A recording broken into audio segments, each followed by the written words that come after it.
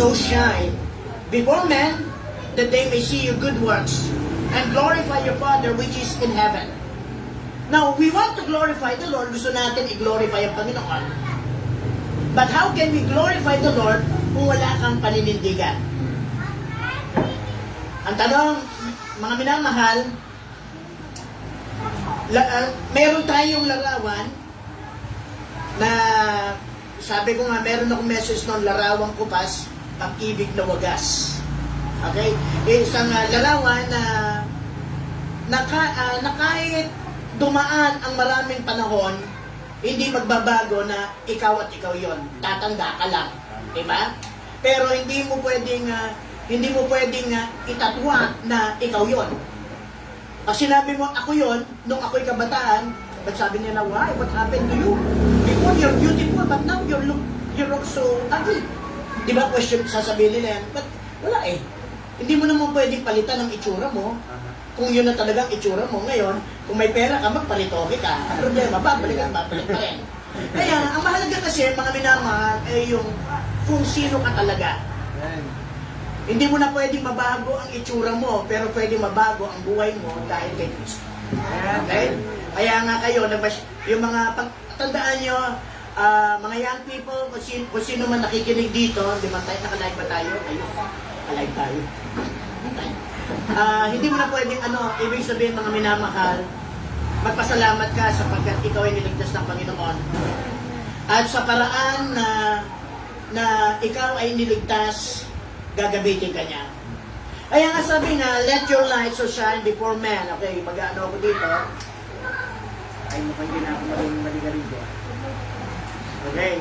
So, this is the light. Ikaw ito. Now, okay lang. So, ano lang. Okay. So, sandali lang. Okay. So, ikaw ito.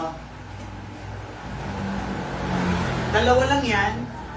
Pag ikaw ang ilaw ng sanlibutan, pag ikaw ang ilaw, ikaw ay kandila, merong isang song sabi niya, this is the light of mine.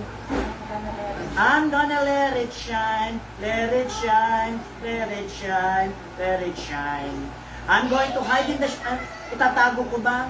Parang ganito sa Tagalog, ang munting ilaw kong ito'y pagliliwanagin, bum bum bum. Ang munting ilaw kong ito'y pagliliwanagin sa gitna ng mundong madilim. Tatakpan ko ba hindi pagliliwanagin? O tatakpan, itataas ko kay Kristo. O, ibig sabihin, either na itatakpan mo ito or itataas mo kay Kristo. Mga minamahal, ang buhay ng tao ay parang isang kandila. Kahit gaano kalaki yan, meron darating sa isang punto na ikaw ay uupos. Uupos ka, mawawala yung lakas mo. Diba? Mawawala yung lakas mo, mawawala yung lakat ng yung ngipin mo, yung itsura mo. Dati walang wrinkles, ngayon puro wrinkles. Bakit ako pastor? Bata pa lang pupuno-puno ako ng wrinkles. Kasi palagi ka nag-iisip eh. Lagi ka nakasimango. So, sabi ko nga, may pahinang nangiti yan. O yan, binati. Yan. So, mga minamahal, kung ikaw ang ilaw nito, kung ikaw ang kandila nito, anong gusto mo? At bilang isang Kristiyano, ikaw ang ilaw ng sanlibutan. Iwawagay-way mo ba ito? Itatago mo ba ito? O ibibigay mo ang liwanag ng buhay mo dahil kay Kristo. Mga minamahal, kami mga pastor, pwede namin kayong i-guide. Pwede namin kayong turuan. Pero kayo mismo ang mag-decide kung magpapatuloy pagliliwanagin niyo ang inyong buhay. Ano mang desisyon na inyong pipiliin, there is always cause and pros. There's a positive and there's a negative. So saan ka? Negative ka or positive ka? Mga minamahal, nung ako'y nag-work sa DEP, ako'y nag-umpisang mag-work sa PP at the age of 14 years old. So, matagal na akong nagwo-work sa deaf. Nakita ko ang up and down sa ministry. Nakita ko ang blessing sa ministry. Nakita ko rin naman na yung pangangailangan sa ministry na kailangan ang bawat isa. Kung nakita niyo yung message ko kanina, di ba, remember now thy Creator. So habang inaalala mo ang Panginoong Diyos, nabibigyan ka ng lakas ng Panginoong Diyos dahil sa kanyang mga pangako. Ang sabi nga sa Bible, hindi kita iiwanan, hindi kita mapabayaan. Now, so sa ating pag-aaral sa hapon ito ay gusto mo ng kasagutan sa mga suliranin na meron ka, kailangan mo ang Bible. Okay? Wala kang ibang hindi mo kailangan ng pocketbook. Hindi mo kailangan ng mga pocketbook na romance. Bakit? Madadala ka. Bakit? Kasi pag libro yung pinag-aaralan mo, yung mabibuild yung emotion mo. Diba? Pero pag ang Biblia ang babasahin mo, makikita mo kung sino ka at sino si Lord. Kasi dapat malaman muna natin kung sino tayo. And then, pag nakilala mo kung sino tayo, kahinaan mo, kalakasan mo, doon mo makikita na, Lord, ito ang kakayahan ko, ito yung kahinaan ko, Lord, tulungan mo ako. Lord, sabi nga sa Bible, looking unto Jesus, the finishers of our faith. One day, lahat, para tayong kandila. Paano gusto mo mag-stay ang kandilang ito? Huwag mo sindigin. Pero anong silbi? Anong silbi ng kandila kung hindi mo sisindihin? Anong silbi mo kung hindi ka magliliwanag? Correct? Okay? Gusto mo bang maging kandila na hindi nakasindi? Gusto mo na lang ba na nakaupo ka na lang hanggang sa young people, hanggang sa nag-asawa ka, hanggang sa naging lola ka, wala kang ginagawa sa church. Hindi ka nagiging influence. Diba? Sinabi ko rin sa inyo kanina na yung mga hindi pa huli. Pwede kang gamitin ng Panginoong Diyos sa kakayahan na ibinigay sa iyo ng Panginoon. Young people, remember now the Creator. Pero yung mga nasa edad na, hindi ibig sabihin nun na huminto ka na maging hopeless ka. Ang ibig sabihin nun, ikaw na nananampalataya, ikaw na naligtas, ito ang bagong pagkakataon mo para paglingkuhan mo ang Panginoon sapagkat sa tagal ng iyong buhay na hindi ka nakakilala sa Panginoon, ang lahat ng ginagawa mo ay puro sarili mo. Gusto mo na magkaroon ng bahay, gusto mo magkaroon ng kotse, gusto mo ng negosyo, ikaw yon. Pero nang ikaw ay nakakilala sa Panginoon, hindi lang ikaw ang nabubuhay para sa sarili mo, but you are living with the Lord. Ang sabi sa Bible, for me to live is Christ and to die is gain. So, titingnan natin, meron ba tayo mga dapat? Number one, tingnan natin ang Word of God. Next. Pindot. Yan. Okay. Alam natin yung chess. Sino naglalaro ng chess? Natin? Sino naglalaro ng chess? Naglalaro ka ng chess, ibig sabihin, ano ang desire ng bawat isa? Manalo. Ngayon, pag ikaw mananalo, hindi ibig sabihin ay hindi ka pwedeng mag-sacrifice. Hindi ba, in order for you to win your enemy, or you win the, manalo ka doon sa iyong kalaban, is sometimes you have to sacrifice. Sometimes, ang sacrifice, hindi lang isa ang isa-sacrifice mo. Minsan, isa-sacrifice mo yung pinakamahalagang bagay. Ano yung pinakamahalagang bagay? Diyan sa larong chess, ano ang pinakamahalaga dyan? Yung win. Pero kung ikaw ay naglalaro ng chess at alam mo ang position mo. Okay? Alam mo ang position mo, right? Alam mo ang position mo.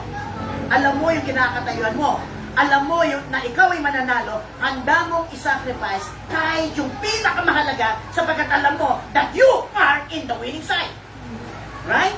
No. So ano isa-sacrifice ko dyan? Pag ako gusto ko manalo dyan at alam ko na sigurado ang panalo ko, ang gagawin ko, willing ko isacrifice yung aking bishop dyan. willing ko i-sacrifice yung aking, ang aking root dyan, yung root, bishop, okay? Horse, isa-sacrifice. Pwede ako mag-sacrifice. Pero pag queen na ang pinag-uusapan, alam naman natin ang takbo ng queen, hindi na pwedeng mag-elyon. Diba? Yung queen, kahit isang posisyon yun. Diba? Yung queen, pinakamahalaga niya. Sabi nga nila, kahit mawala ako ng bishop at saka isang bishop at isang horse, okay lang, basta may queen ako. Kasi alam ko, takbuhin. So, ibig ko sabihin, mga minamahal, when we look at the ministry, there is always a sacrifice. Isang sakripisyo ng inyong pastor, ng lingkod ng Panginoon, para sa ikabubuti ng bawat isa. Now, when we give to the Lord, there is always a sacrifice. The Bible said, it's more blessed to give than to receive. And every sacrifice we have will be rewarded.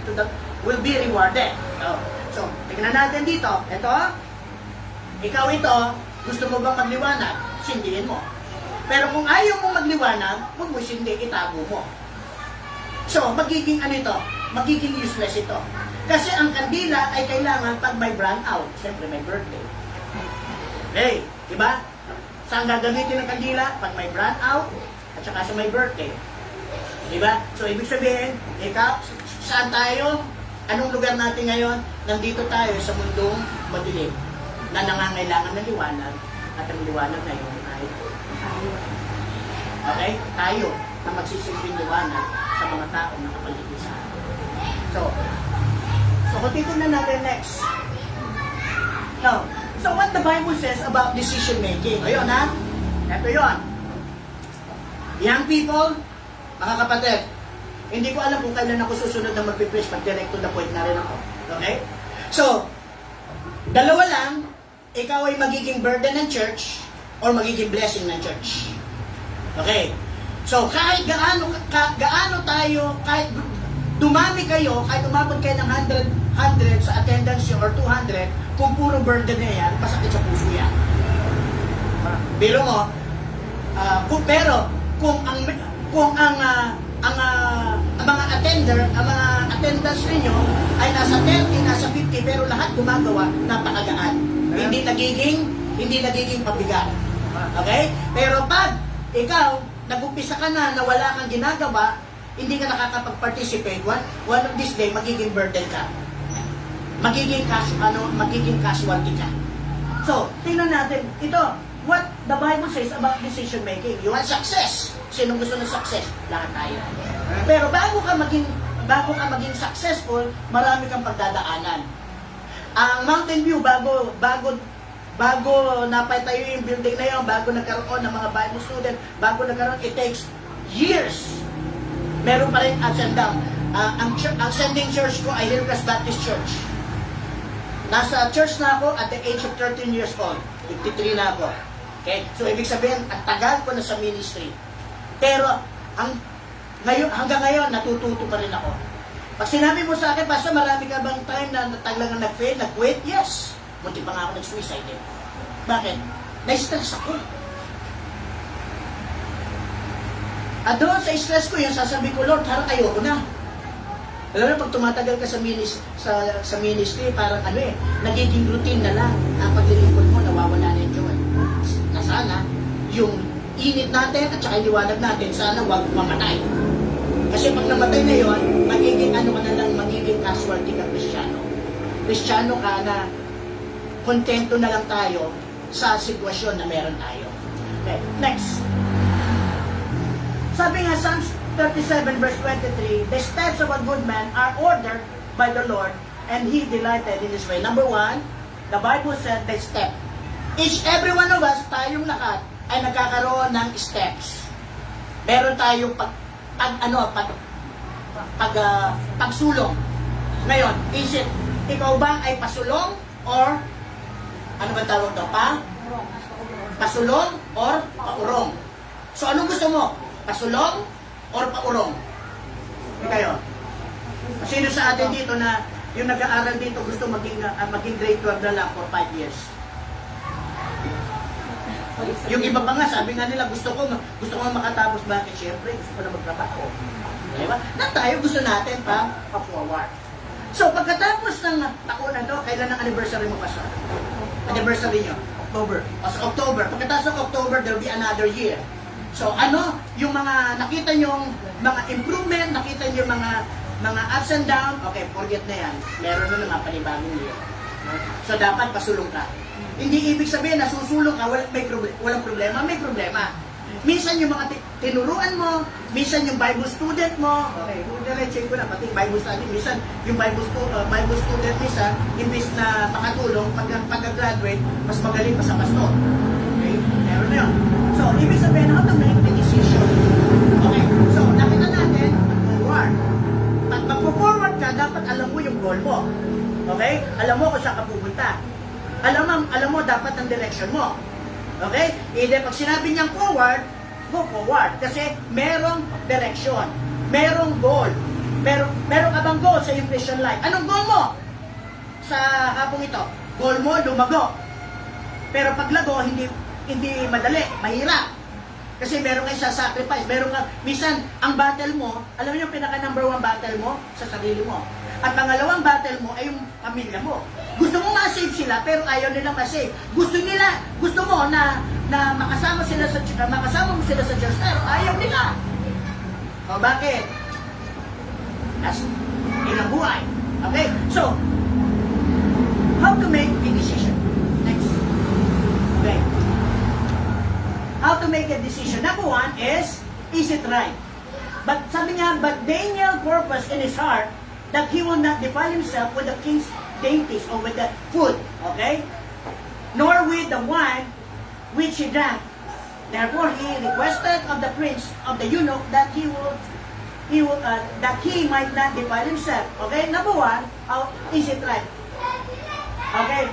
Sabi nga dito, is it right? The question is, if you are going to make a decision, lagi mo isipin, tama ba ito? Hindi napipil ko lang. Hindi lang yung kaya ito hindi decision mo kasi pabor ito sa iyo. Kasi ano ka dito, malaki ang habit mo dito. Wag. Kaya mo ginagawa kasi may habit ka.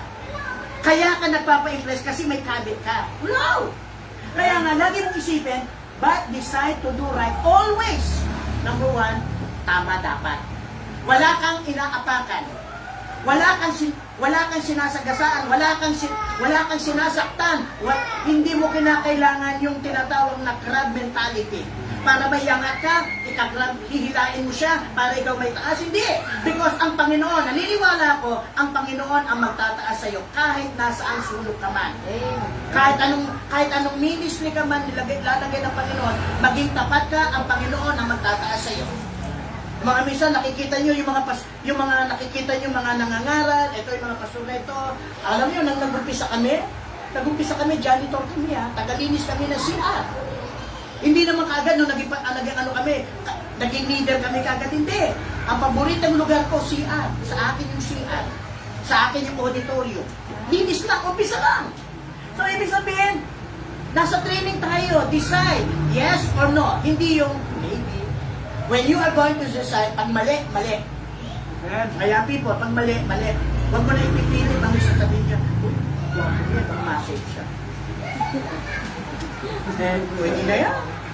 Hindi naman pwede yan. Either pwede o hindi pwede. Huwag ka nang sumingit, huwag ka nang kumontra. Pag mali. Minsan, kaya tayo nagkakaroon ng problema kasi pinipilit natin yung hindi dapat. Huwag mong ipilit pag hindi talaga. Pag ito nakapit talaga, pag para sa iyan, kahit sinong sumalungat yan, ibibigay sa inyo Lord yan. So naniniwala po ko sa gawin mo ang tama. Kasi, dalawa lang yan. Pag gumawa ka ng tama, merong magre-reklamo, may magagalit. Pag gumawa ka ng mali, may magagalit. Ikaw, saan ka na? O diba? Remember, you cannot please everybody. Hindi mo pwedeng, paboran lahat. Either na paboran mo ito, o paboran mo ito. Either sa mali ka, o sa tama ka. Pag sa tama ka, medyo may tapang ka na magsalita ng katotohanan. Pag tama yung sinasabi mo, hindi ka natatakot kahit sino pa ang mag-upo sa iyo. Because kakampi mo si Lord. So, number 1, if you're going to make a a decision, decide to do right always.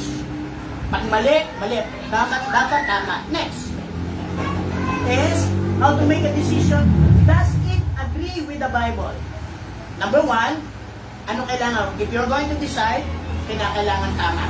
Number two, kinakailangan nag-agree sa Bible ito. Eh, kung hindi ka nagbabasa ng Bible, eh wala. Paano malalaman? Sino sa atin dito nagkakaroon ng devotion every day? Paggising nyo sa umaga. Eh, meron? Ako. Meron ako. So, kayong mayang people, I encourage you. Kaya nga magulo ang buhay ninyo kasi hindi nyo alam yung Bible. Okay, pag sinabi, wala akong Bible, wala kayong Bible, hindi kayo sa inyong pastor. Kung wala kayong Bible, bibigyan ko kayo. Eh, wala dahilan para hindi nyo basahin ang kanyang salita. Okay? Kaya nga, sabi nga dito, thy word is a lamp unto my feet and a light unto my path. Gusto mo na liwanag? Ang Bible ay liwanag sa ating daan. So, number one, kung magkakaroon ka ng decision, dapat tama. Walang compromise. Either tama or mali. Either yes or no. Wala yung but. Hindi pwede sasabihin mo, hindi dahil ginagawa nila gagawin mo. Hindi dahil ginagawa ng mga kilalang pastor gagawin mo. Hindi. Tandaan mo, lahat tayo hahanap sa luglugan ng Panginoon. So number one, if you're going to decide young people, dapat tama. Number two, is it based in the Word of God? Next.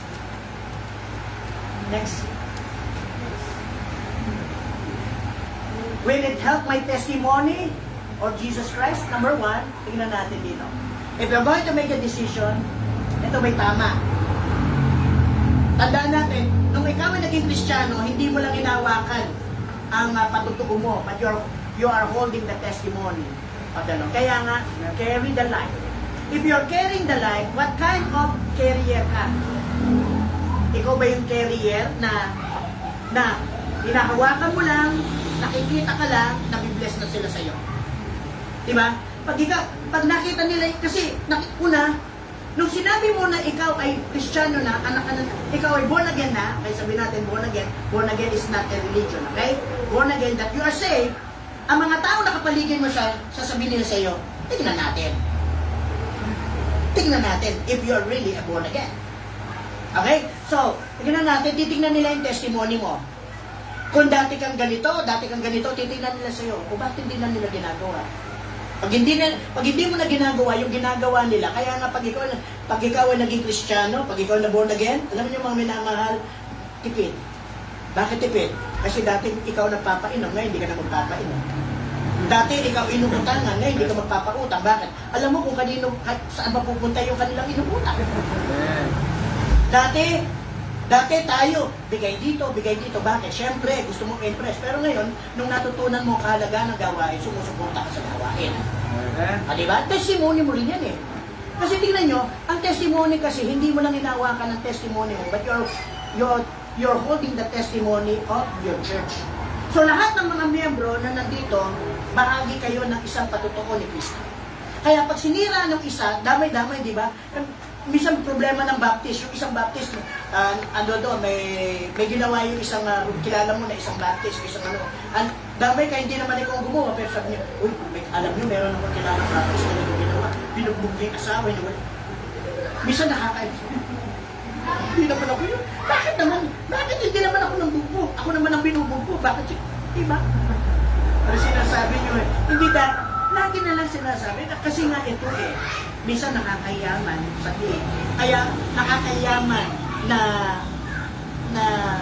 sabihin na minsan yung mismong kapwa Kristiyano natin ang gumagawa ng no. So, ingatan natin ang ating testimony. Bakit? Kasi nga tayong ilaw. Kasi tayo nagsisilbing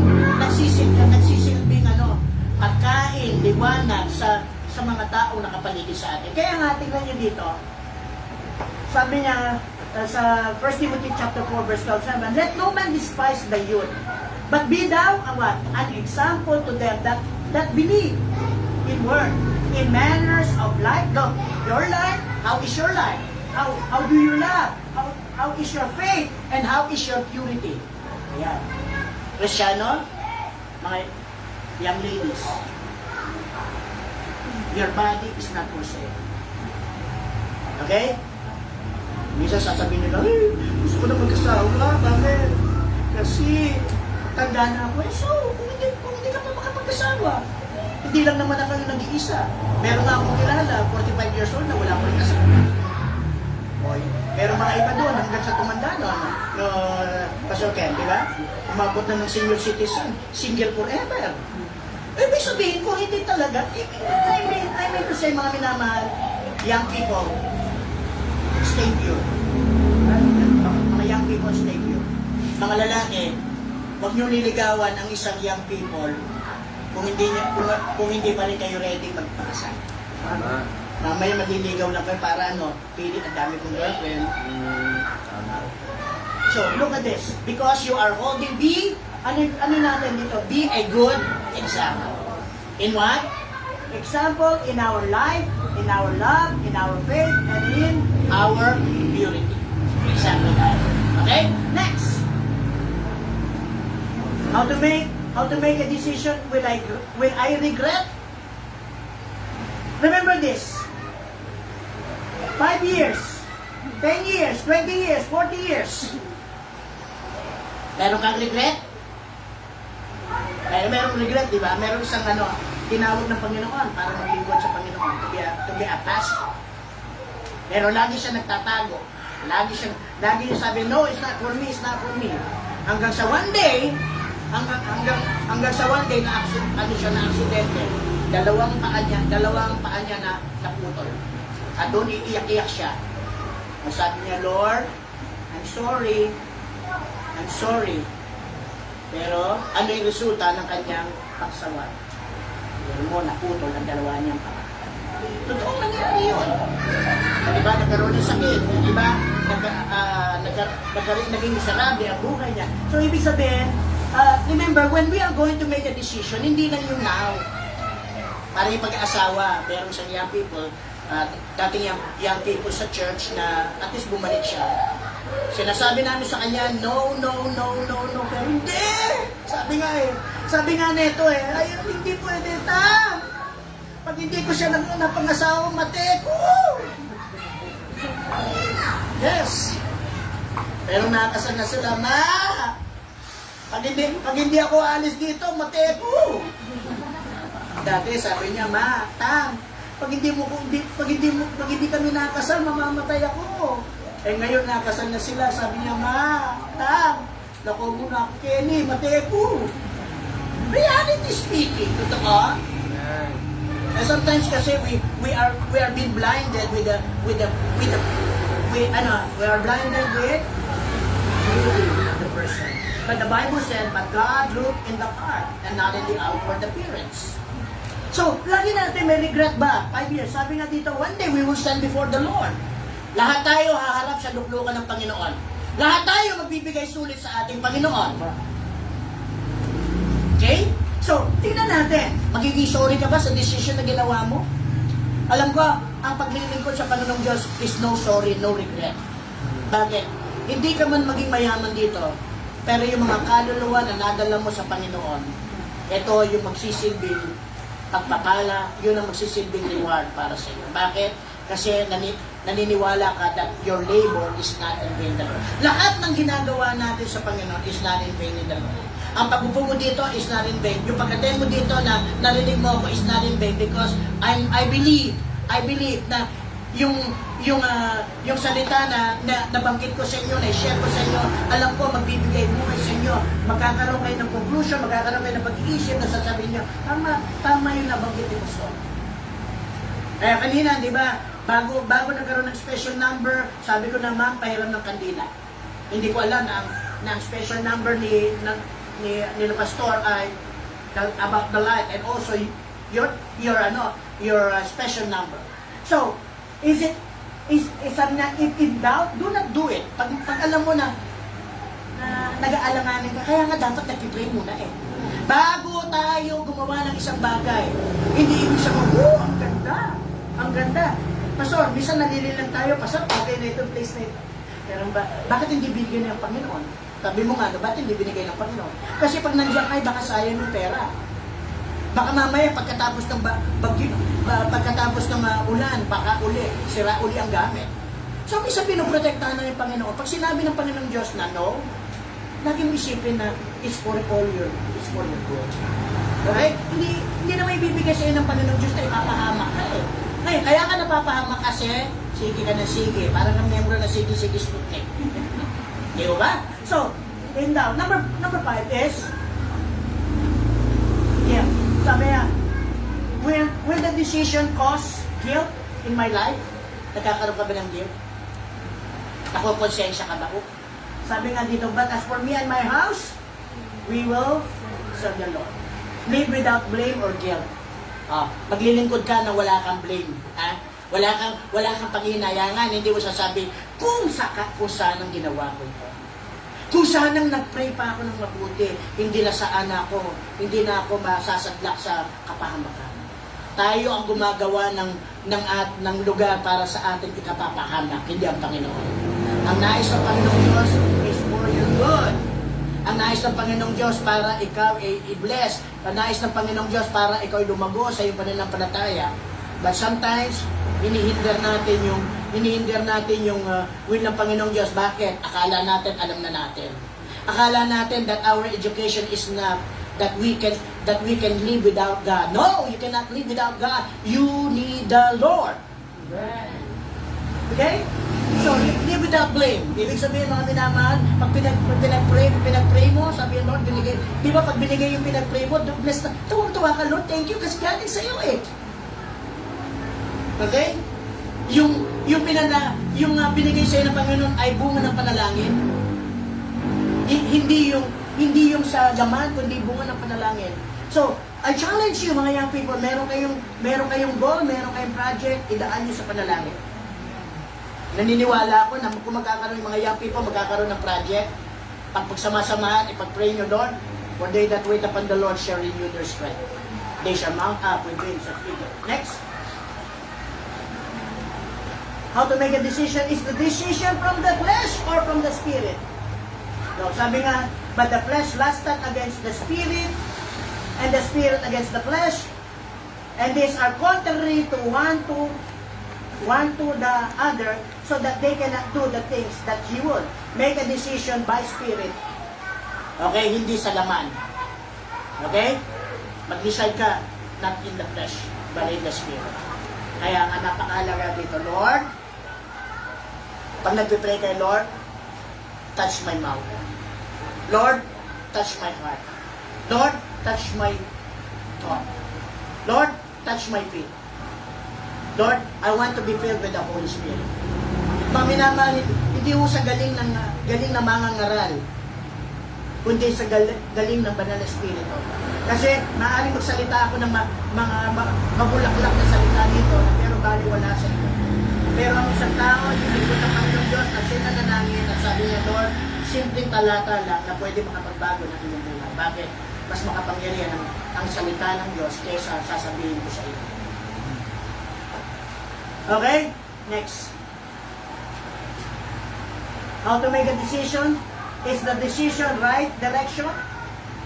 Ay sabi nga dito, and be not conformed to this world, but be transformed by the renewing of your mind. So walk toward God. So what is decision? Direction toward God. Kaya nga sabi ko, is it backward or is it forward? Ano tayo? Forward. Move on. Marching on. Hindi backward.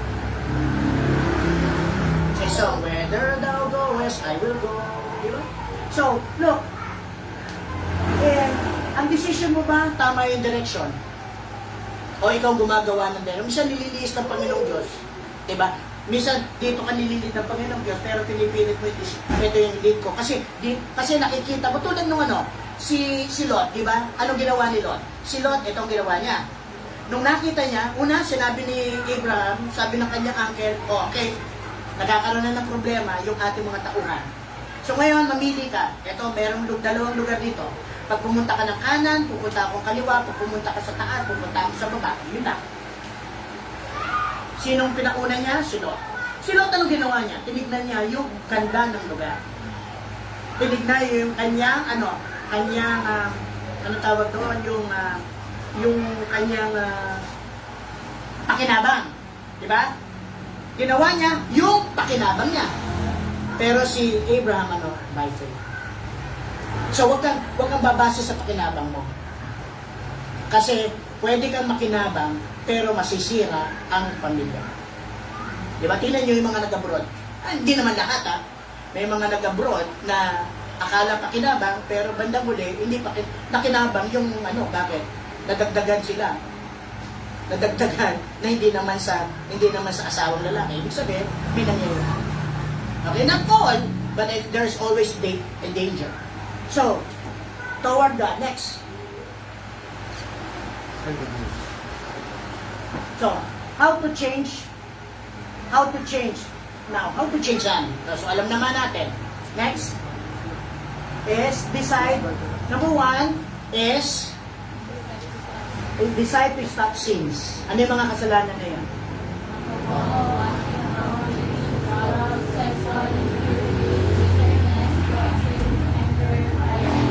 Yung verse na yan, pag-aralan ninyo.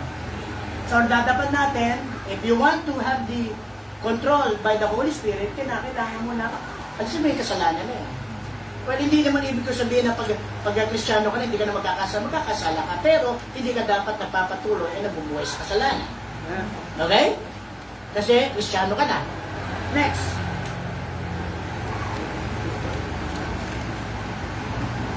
Get forgiveness from God. Okay? Mga minamahal, humingi ka ng tawad sa Panginoon. Hindi ka man patawarin ng tao na nagawan mo ng kasalanan. Yung paglapit mo sa Panginoon is enough na makikita mo yung forgiveness ng Panginoon Diyos. Kaya nga sabi nga dito, if we confess our sin, He is faithful and just to forgive us from our sins. So, ano yung kailangan natin? Stop na yung kasalanan, and then, Lord, I'm sorry. Gusto niyo magkaroon ng maayos na relasyon dito? Huwag natin paidulutan yung maliliit na kasalanan na magsilbing itong maging dahilan upang hindi magkaroon ng pagkakaisa ang bawat kapatid. May kasalanan ba? Ayusin na. Ask God's forgiveness. Okay? We need to ask God's forgiveness. Hindi nakakawala ng pagkalalaki. Kung ako isang lalaki, nagkasala ko sa aking asawa na sasabihin, I'm sorry. At kayo naman, pag humingi kami ng tawad, patawarin nyo naman kami. Huwag na kayo magmaramati kasi kung yung sinasabi, dali lang.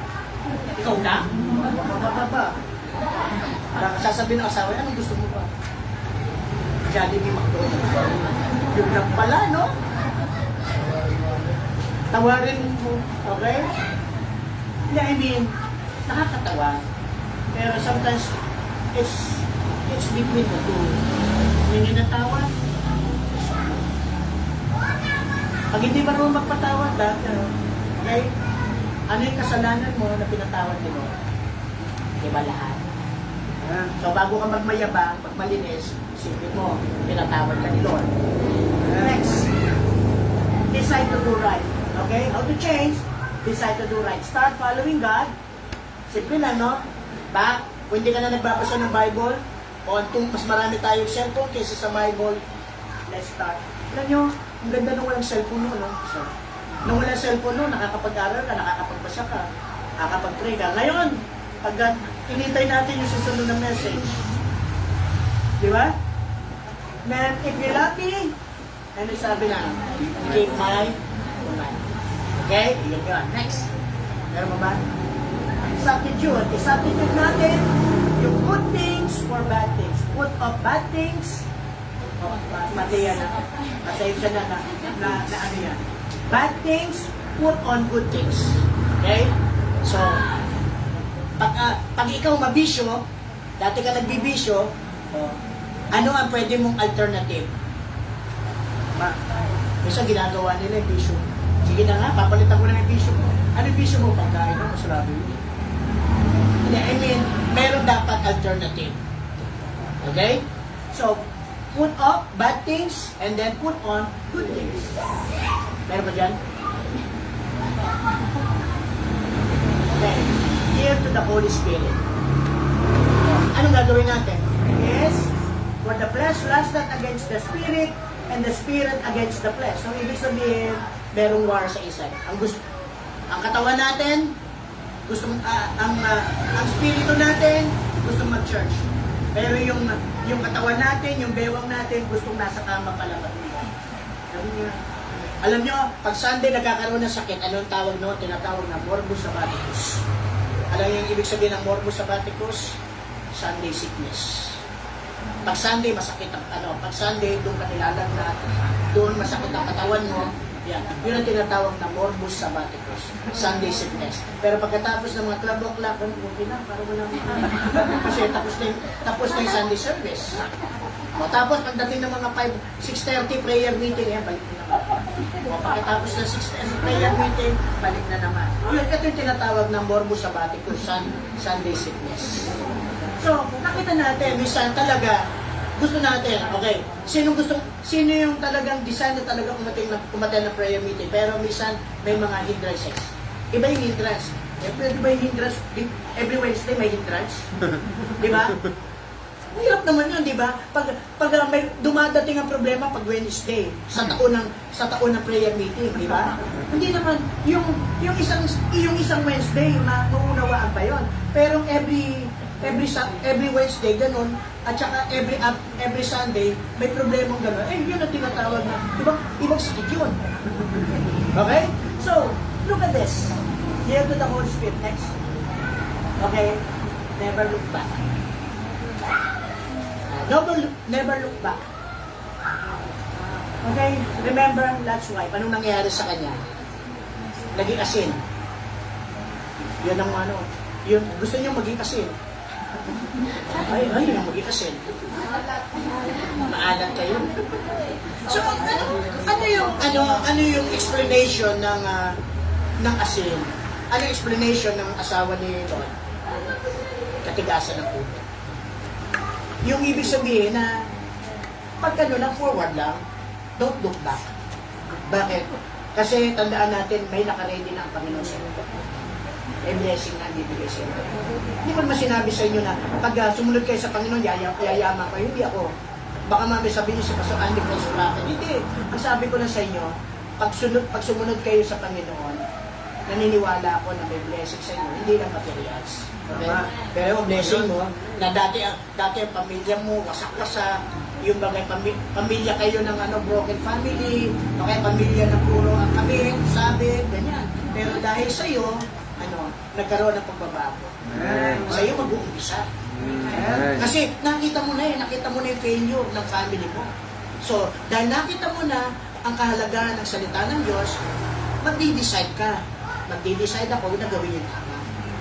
Maraming sacrifice sa kada nyo, hindi, walang sacrifice sa ministry, pero meron sa atin dito nakatapos sa pag-aaral, mga degree holders sila, pero bakit mas pinili nila, tingnan nyo, mas pinili nila na magpagamit sa Panginoon through pastor. Kasi kayo ang naging bunga ng pagpapagaan ng bawat pastor. Kasi, I'm not, kung si Pastor Kenneth hindi napunta dito, alam ko, masisave. Kung masisave kayo, masisave kayo. Ibang paraan ng Panginoon. Pero, si Pastor Ken, ang ginamit ng Panginoon para may bahagi sa inyong salita ng Diyos. So, kung hindi siya sumunod sa gawain, kung hindi siya nag-full-time, magkakaroon ba ng Christ Save Bible Baptist Church? Baka hindi Christ Save, baka ibang church. So, ibig sabihin, mga minamahal, karoon tayo ng tamang desisyon. Sa desisyon na gagawin mo, meron ba dito na gusto mag-full-time? Okay, mga young people, magpo-full-time kayo sa ministry, o tapusin muna ninyo grade 12. Mamaya sabihin nyo, full-time na ako, anong ilang taon ka na, 12 years old? Anak, tapusin mo muna yung sumobra ka na. Diba? Sumobrang init kayo, tapusin mo. Kung ano yung allotted, one step at a time, ha? Hindi kayo, bisa sa camp kasi, ang ganda na-bless ako, magpo-forward ako, magpo-full-time ako. Hindi ka ng anak. Bakit? Ang bihira, hindi ko, grade 7 ka lang ngayon, mag-aaral ka sa Bible, hindi anak, tapusin mo na. Okay? So, kailangan natin mga minamahal. Alam ko, talagang, gusto niyo talaga na sumunod sa Panginoon, pero one day at a time. Okay? Hindi biglaan. Ako kasi nung nag-work ako sa DEP, hindi man ako kagad interpreter. Anong ginawa ko? Taga-sundo ako ng mga people. Bakit ako natutong mag-sign language? Kasi niloko nila ako. Pero kung sinabi nila sa akin,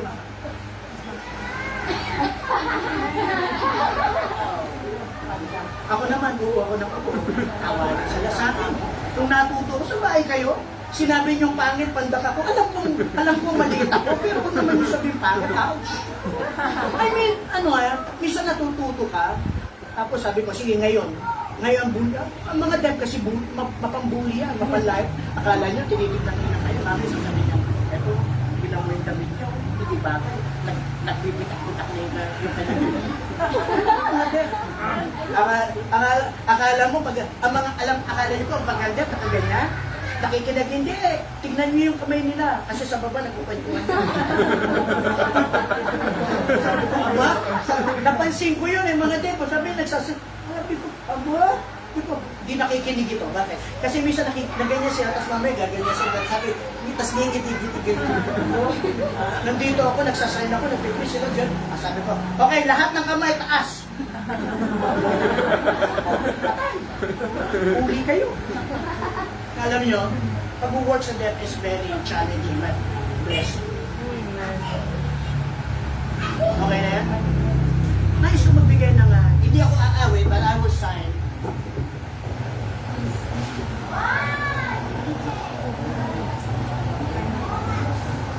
Okay na yan? Ha? Hindi ko maganap yung gigit yan. Okay, ha? So, ito yung reason. Hindi ba, so winning kayo, ito yung reason why ako ay nasa DEP ministry.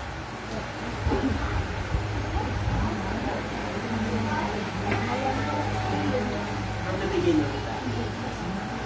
From the beginning. Kita mo din dyan. May sound yan?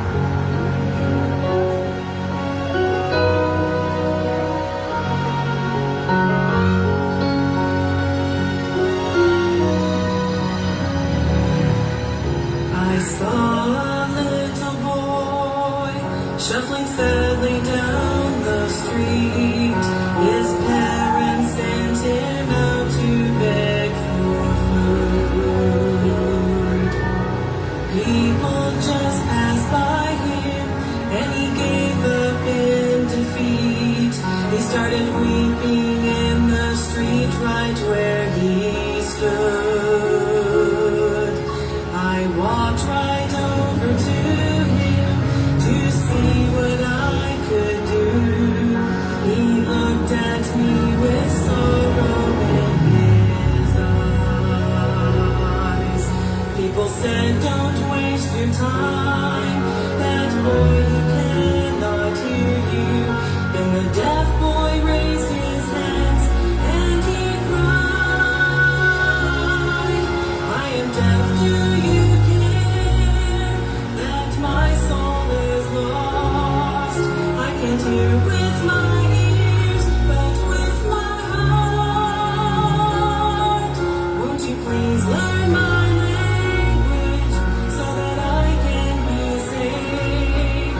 I'm a deaf boy, do you care? In the Bible was a deaf man whom the people brought to Jesus. They asked the Lord to put his hands on him. Jesus spoke and gave the word, and then the man could hear. Then he straightway spoke and glorified the King. But here at home and other lands, there are deaf by the thousands who've never heard the simple gospel plan. Won't you listen to God's call and get to know these precious people? In the darkness round the world, they still are dying. We are deaf, do you care that our souls are lost? We can't hear with our ears, but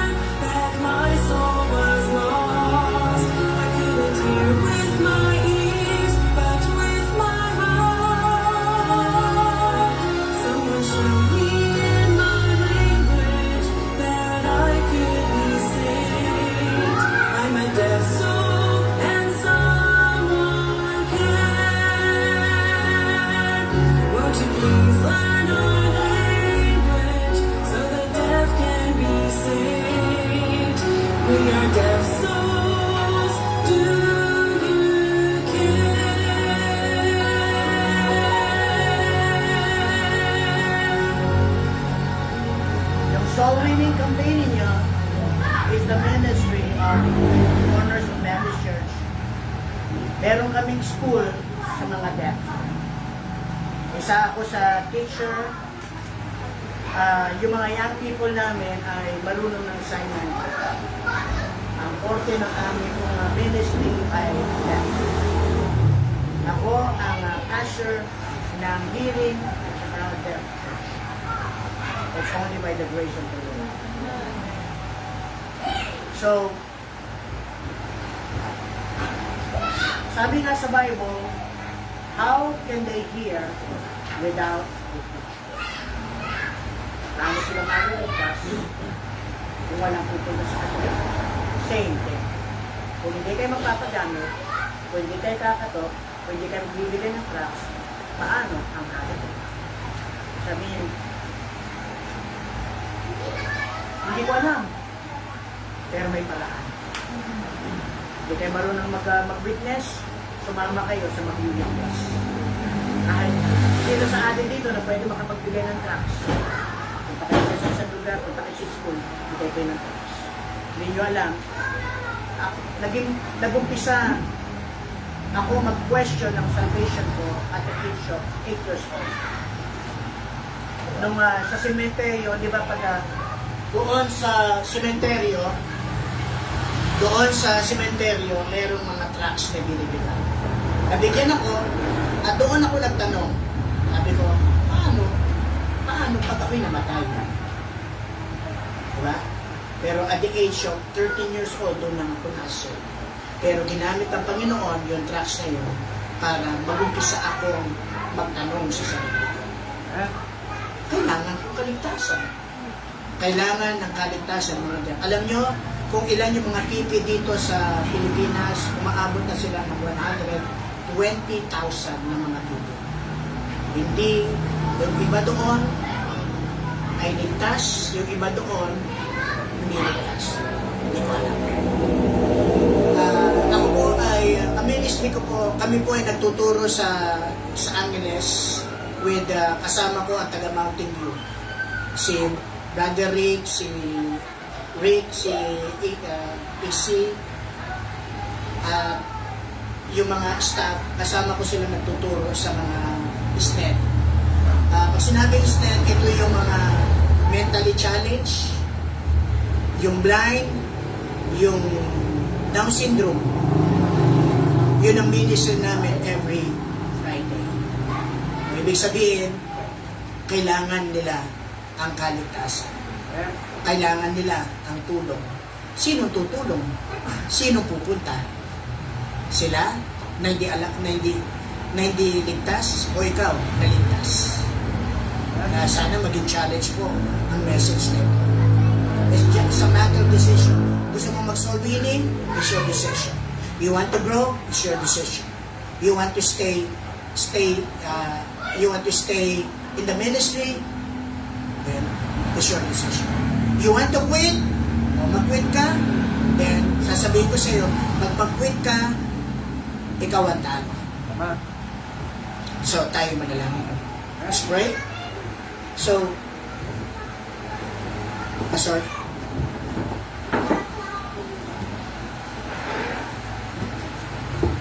Amen. Tayo po tayong lahat habang pinapatugtog yung ating invitation song. Kumusta po tayo sa ating buhay Kristiyano? Minsan ang dami pa nating mga iba't ibang inaatupag na po, kinakabisihan sa buhay. Pero hindi mo na ang dami mga tao na mamatay kung walang Kristo sa puso nila. Tapos tayo, nalaman mo na yung katotohanan na balang araw langit ka, di man natin may share sa iba. What? Magkaroon na tayo ng right decision. Sundin natin yung Panginoon sa buhay natin. Paglingkuran na natin totoo at tapat yung Diyos. Ang dami mga tao na kailangan si Kristo. At kung hindi tayo kikilos lahat, sino po yung kikilos? Kaya na narinig niyo sa preaching, sino? Sila mismo yung kikilos? Hindi. Tayo mga Kristiyano ang kikilos. Oo, may habag yung mga ibang tao. Maraming mga tao tumutulong sa mga mahihirap, sa tatagawa ng resettlement yan, nagbibigay ng pagkain. Pero hanggang doon lang yung kaya nilang gawin. Yung pang-eternity, hindi nila kayang mabago. Balang araw, kung siya wala silang Kristo sa puso nila, may impyerno sila. Pero tayo na nakakaalam, tayo yung dapat magbahagi. Pwede mo ngayon magkaroon ka ng panalangin sa Panginoon. Tapos, sabihin mo, Panginoon, tulungan niyo po. Ako rin, please, gamitin niyo. Gamitin yung buhay ko para yung mga ibang tao makakilala sa Panginoon. Simpleng bumibigay na ng drugs. Napakadali lang yan, iaabot mo sa iba. Sana, isa ka sa mga nagbibigay din. Simpleng pagbabahagi lang sa iba, oo, kakabahan ka. Pero alam mo yun, yung mga taong yan, at least nabigyan mo man lang sila ng kahit paanong chance na tumaas yung percentage nila na imbes na may impyerno sila, may chance na pwede sila makapunta ng langit dahil ikaw na gumawa ng paraan para sila maligtas. Kumusta tayo? Ang dami pa natin kinakibibisihan, no? Pero kung titignan mo naman talaga, marami pa tayong oras. Kasi may oras ka pang mag-Facebook may oras ka pang mag-YouTube, may oras ka pang manood ng Korean novela, may oras ka pa sa iba't ibang bagay. At minsan may oras ka pang gumawa ng kasalanan. Tapos yung pagbabasa ng Bible at pag-pray, sasabihin mo, busy ka. Pastor, pag may time, magbabasa ako. Pag may time, ganito yung gagawin ko. Pag may time. Pero kung titignan mo, bakit yung sa kasalanan may time ka?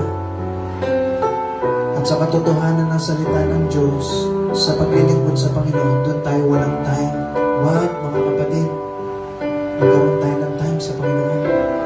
Sa banda uli, yung mangyayari, ang pinaka-right choice is paglingkuran yung Diyos.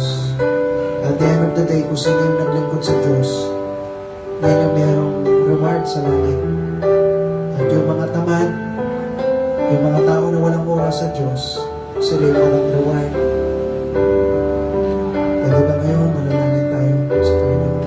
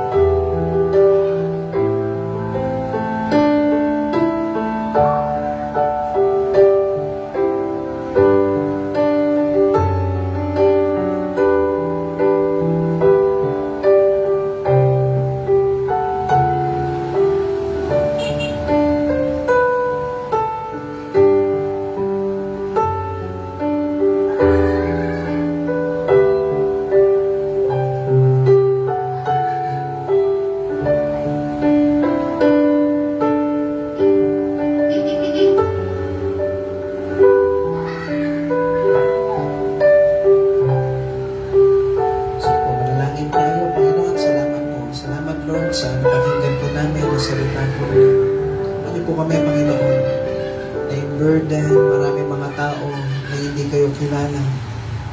Bagay nung awitin, tulungan niyo po kami na magkaroon ng care sa ibang tao. Sila pupunta ng impyerno, kami hindi. Tulungan niyo po magkaroon kami ng habag, compassion. Minsan, Lord, marami kaming iba't ibang oras sa mga iba't ibang bagay. Pero ang katotohanan ng buhay, may langit, may impyerno. At kung sino yung hindi makakilala sa inyo bilang tagapagligtas nila, sila po yung may impyerno. Wala nang usapang religion yan, Panginoon. Kundi po yung dapat kaming lahat magkaroon ng relasyon sa inyo na kayo yung ama namin at anak niyo po kami. Para pag namatay kami, Lord, dahil anak niyo kami, dadalhin niyo po kami sa langit. Pag wala kaming relasyon sa inyo, may impyerno po kami. Kaya Panginoon, please, kumilos gumawa.